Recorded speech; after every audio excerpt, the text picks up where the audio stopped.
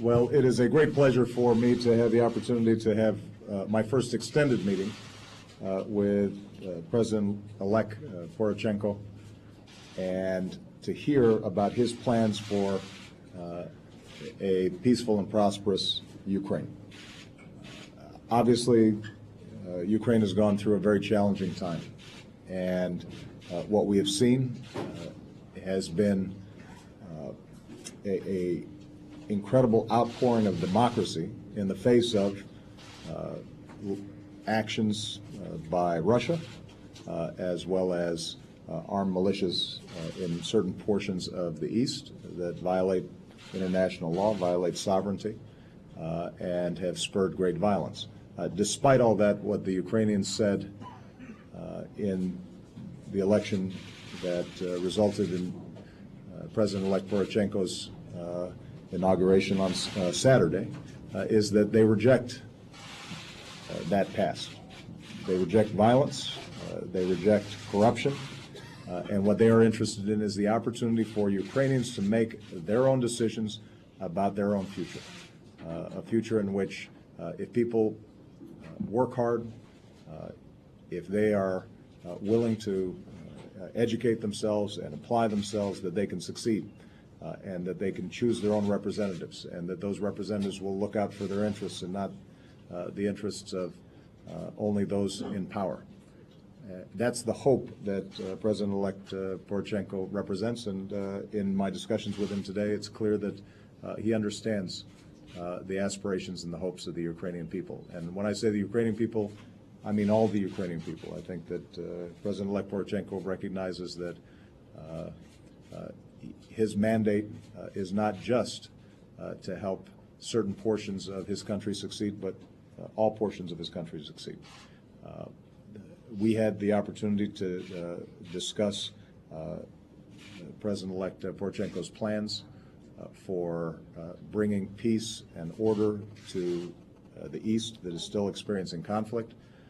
We discussed his economic plans and the importance of rooting out corruption, increasing transparency, and creating new models of economic growth. We discussed issues of energy, making sure that Ukraine becomes a more energy efficient economy, but also one that is less dependent solely on energy sources from Russia. And I have been deeply impressed by his vision, in part because of his experience as a businessman in understanding what's required to help Ukraine grow and to be effective. The challenge now for the international community is to make sure that we are supporting Petro's efforts.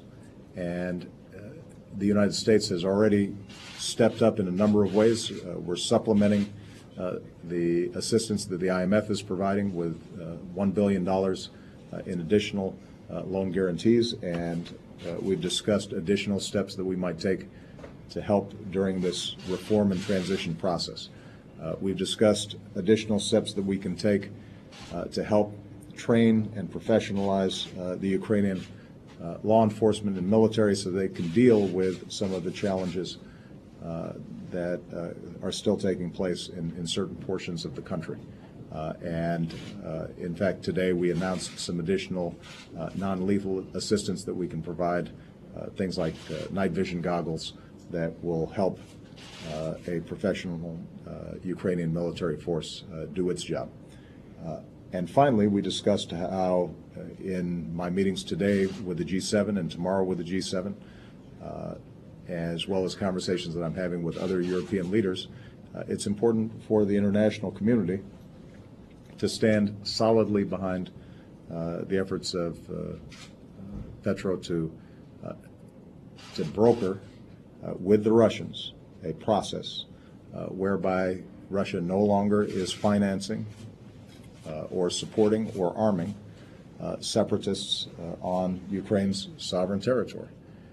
And that a unified international community that is clear that that is a violation of international law and that is willing to back up those principles with consequences for Russia should Mr. Putin not seize this opportunity to develop a lawful and better relationship with his neighbors, that has to be part of our mission over the next several days. So I'm excited about the opportunities. I think that the Ukrainian people made a wise selection in somebody who has the ability to lead them through this difficult period.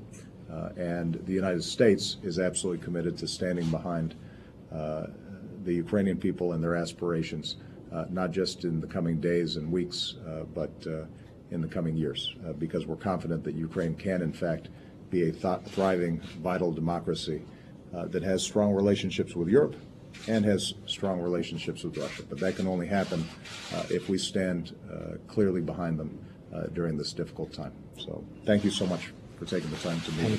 Thank you.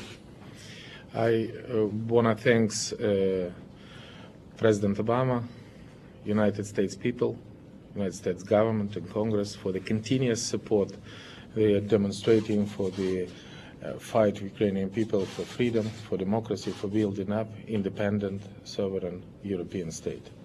This is crucially important for us, and now we feel that friend in need is a friend indeed. The American position of the American people is very valuable for us. Point number two is that from the very beginning, from the first day of inauguration, we are ready to present the plan for peaceful regulation, the situation on the East, and we think that the next several days would be very important, crucial for the Ukrainian history and for Ukrainian perspective. We pay very much attention about the G7 meeting, about the statement, about the possibility for finding out the position for peaceful process on the Normandy, when we have first Ukraine were invited as a member of anti-Hitler coalition and celebration of the D-Day. And I think this would be very symbolic. Exactly in Normandy we can start to find out the peaceful process in Ukraine. I want to thank President for the support in our initiative in the reforming in energy sector. I'm very satisfied about our future cooperation in the anti-corruption deal. That I think this is a crucially important point for the modernization of the country. I think that our top two very important issues. We thank you for the support in Ukraine in the solving our Crimea problem.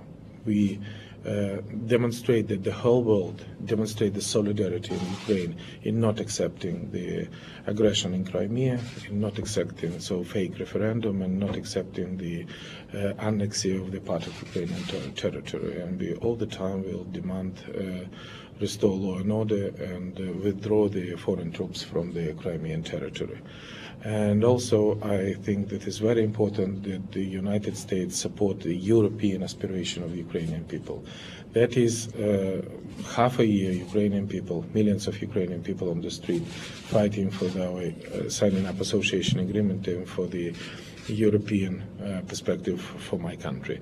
And I think that the modernization of the country, providing the reform of the creating the good investment climate, building up the independent court system, providing the energy efficiency and energy diversification helps Ukrainian people to receive maybe a membership perspective for the European Union in a very near future after successful program for the modernization with the strong assistance of the United States of America. I thank you very much for that, and I think this was very fruitful and effective negotiation. Good.